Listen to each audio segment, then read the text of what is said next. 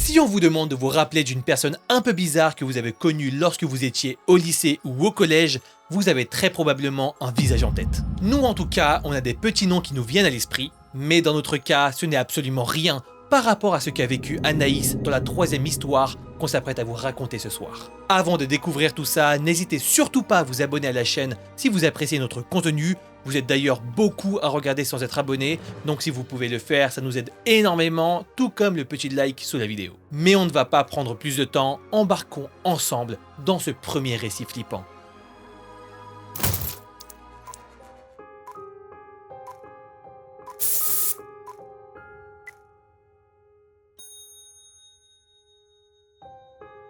Nous sommes un soir d'été alors que Jade dort chez une amie. L'ambiance est hyper chill. Les deux filles sont potes depuis très longtemps et donc elles ont l'habitude de passer du temps ensemble. Sauf que bon, cette soirée-là s'est passée différemment. En pleine nuit, vers 4h du mat à peu près, Jade n'arrive toujours pas à trouver le sommeil. Alors que son amie, elle, dort profondément, Jade se sent mal à l'aise. À cette époque, à 21 ans, elle traverse une période très difficile, notamment marquée par des problèmes psychologiques plutôt importants. Et donc, en pleine nuit, emmitouflée dans son lit, Jade commence à paniquer. Franchement, elle ne sait vraiment pas pourquoi, mais elle ne peut plus rester une seconde de plus dans cette chambre. En plus de ça, c'est un peu un cercle vicieux. Elle stresse, mais elle ne veut pas déranger sa pote, donc elle se force à dormir, mais elle n'y arrive pas, donc ça la stresse, bref, vous avez compris l'idée. Heureusement, elle vit chez son père, qui est à seulement 15 minutes de marche à peu près. Elle prend donc sa décision. Ne supportant plus ce silence et cette chambre qui l'oppresse littéralement, elle décide de partir en laissant dormir son amie. Silencieusement, Jade prépare ses affaires et écrit un petit mot sur un post-it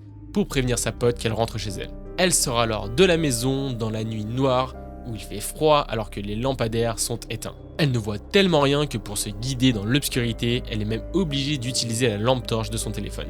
Mais au moins, enfin, elle arrive à respirer. Sa crise de panique cesse enfin alors qu'elle se retrouve dehors à respirer de l'air frais. Mais sa sensation de bonheur ne va malheureusement pas durer très longtemps. Alors qu'elle marche pendant environ 2 minutes, elle commence à nouveau à ressentir un sentiment de malaise. Sauf que cette fois c'est un peu différent, ce n'est pas du tout le même malaise qu'elle ressentait dans la chambre de sa pote. 1 minute plus tard, elle entend comme un bruit derrière elle. Bon, c'est un son qui est assez facilement reconnaissable, c'est le moteur d'une voiture qui arrive de derrière elle. Le problème, c'est qu'elle ne voit aucun phare censé éclairer la route. C'est alors qu'elle comprend qu'une voiture avec les phares éteints la suit.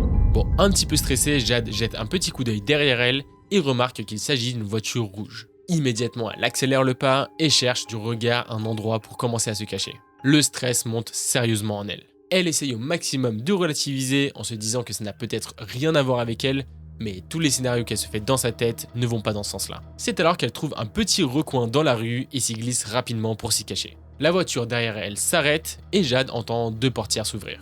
2 hommes en sortent et commencent à parler discrètement, sauf que Jade arrive à entendre ce qu'ils disent. « Ah, elle était là, elle a pas pu disparaître comme ça !»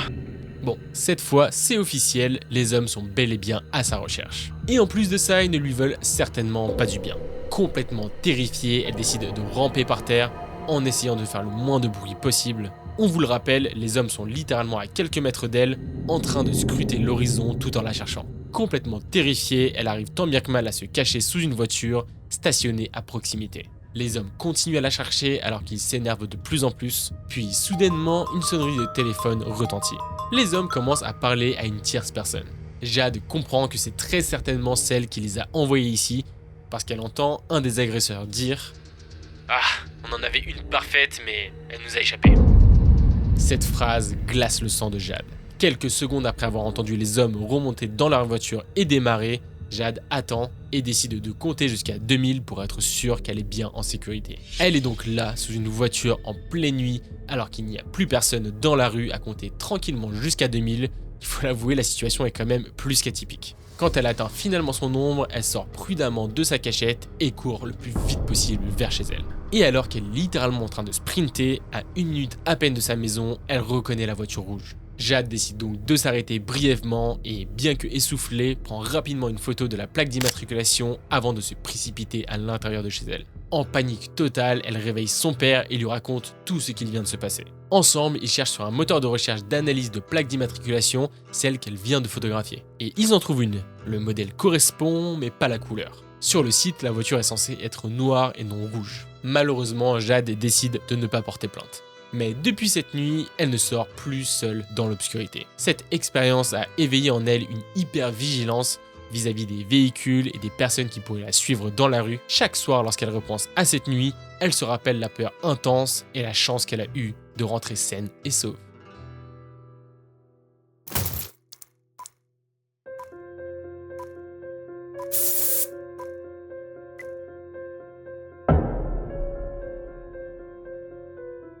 Maddie est un jeune garçon de 8 ans lorsque l'histoire qu'il nous raconte ce soir se déroule. Lui et sa famille vivent dans une grande ville en Afrique qu'il ne nous précise pas. Depuis toujours, il y vit avec ses parents, son grand frère et sa petite sœur. C'est une période de changement pour Maddie car ils viennent juste de déménager dans une nouvelle maison.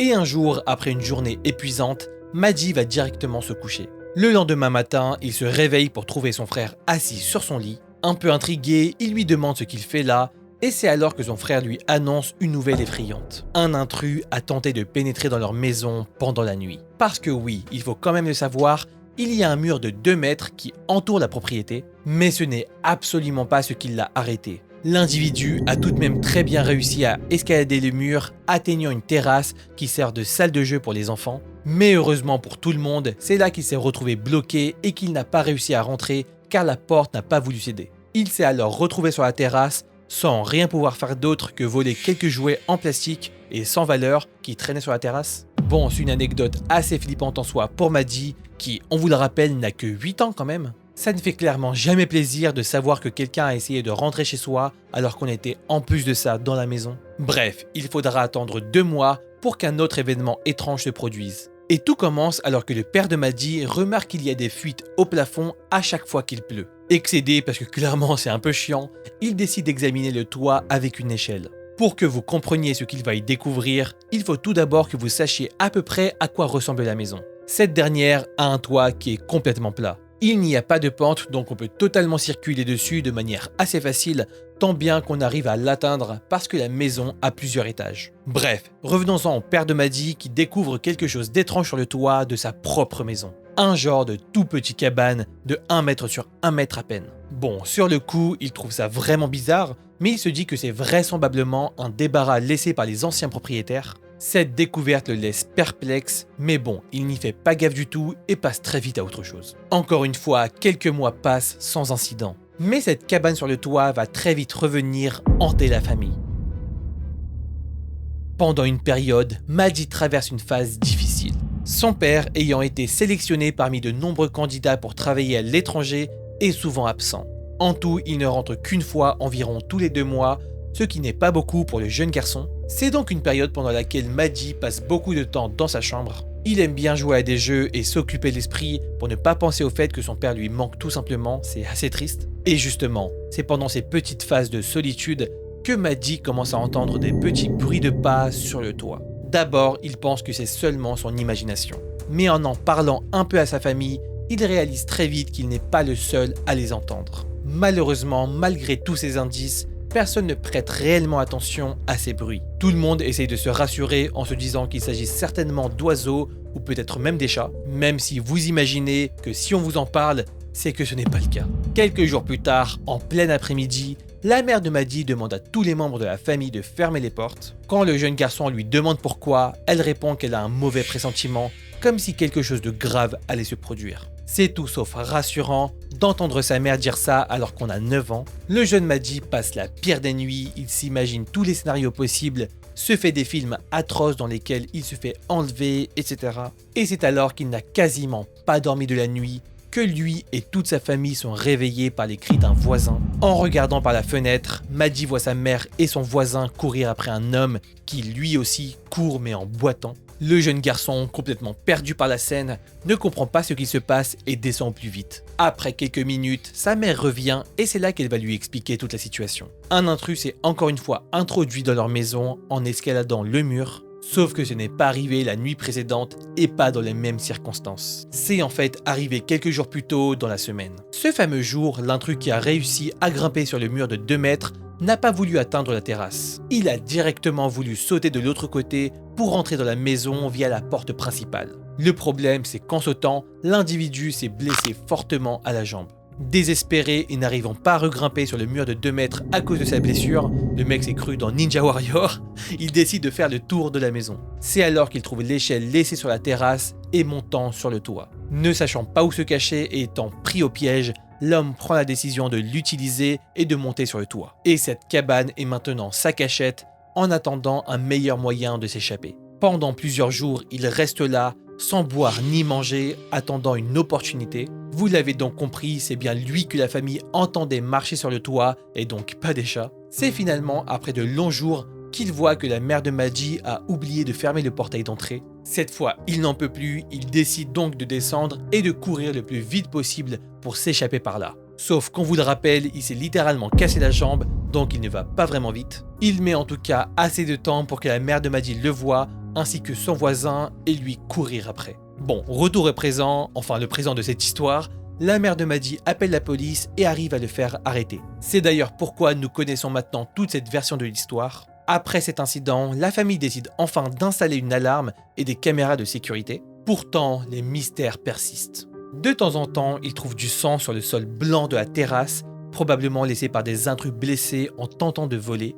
Ils entendent très régulièrement des gens rôder autour de chez eux. L'alarme s'active très souvent lorsque personne n'est à la maison. Bref, c'est un véritable cauchemar. Bien que la famille n'arrive absolument pas à comprendre pourquoi autant de gens essayent de rentrer chez eux, ils prennent une décision radicale, celle de déménager. Ils espèrent que leur maison sera plus sûre et que ces mésaventures appartiendront bientôt au passé. Et voilà, c'est là que s'arrête l'histoire de Maji et de sa famille, qui est, on l'admet, plus qu'atypique. En tout cas, ce qui est sûr, c'est qu'on fera maintenant beaucoup plus attention lorsqu'on entendra des bruits venant du toit.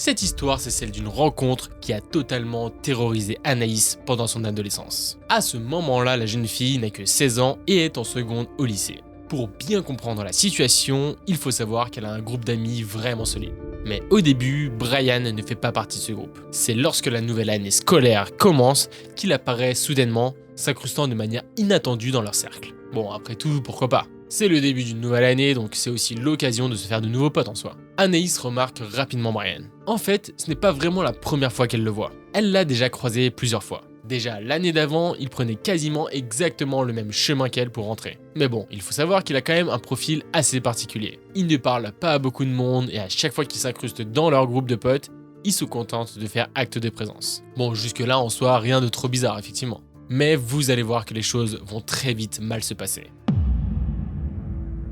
Depuis que la nouvelle année a commencé, Anaïs remarque que Brian a une légère fixette sur elle. Il n'arrête pas de la regarder, même s'il ne lui parle pas vraiment. Bon, en soi, c'est quand même quelque chose dont elle a l'habitude, donc ce n'est pas très grave. Le problème, c'est qu'il va devenir de plus en plus insistant. À chaque fois qu'elle se retourne, elle a l'impression de sentir une présence derrière elle. Et ça, où qu'elle soit. Que ça soit en cours, dans les couloirs du lycée, ou encore dans le bus pour rentrer chez elle. Elle a aussi l'impression qu'à chaque fois que Brian la suit, et qu'elle décide de se retourner pour lui parler, il change de direction précipitamment. Bon, ça devient étrange et ça commence à vraiment la mettre mal à l'aise. Mais Anaïs fait vraiment tout pour essayer de ne pas le stigmatiser. Elle essaye au maximum de l'intégrer à son groupe d'amis lorsqu'il est là, pour essayer de le décomplexer un petit peu, et aussi pour qu'il puisse s'attacher à d'autres gens qu'à elle. Et alors que les semaines défilent sans qu'il n'y ait vraiment de contact entre eux, les choses vont très vite changer. Un jour comme un autre, Anaïs décide d'aborder Brian qui la fixe du regard, dans la cour de récréation. C'est alors que le jeune ado se montre extrêmement tactile avec Anaïs. Il ne respecte absolument pas ses limites et bien sûr elle lui fait comprendre que ça la dérange. Elle lui dit clairement qu'elle n'est pas intéressée par lui et qu'elle ne pourra pas lui offrir autre chose que son amitié. Et franchement elle est assez cool, elle est même plutôt patiente. Anaïs est vraiment perturbée par cet événement, mais au moins elle se dit que ça va peut-être mettre fin à ses avances. Malheureusement, ça ne sera absolument pas le cas. Au contraire. Après cet événement, Brian devient de plus en plus envahissant. Les jours passent et le jeune garçon commence à suivre Anaïs de plus en plus régulièrement. Ce qui n'était au début qu'une impression vague devient une certitude.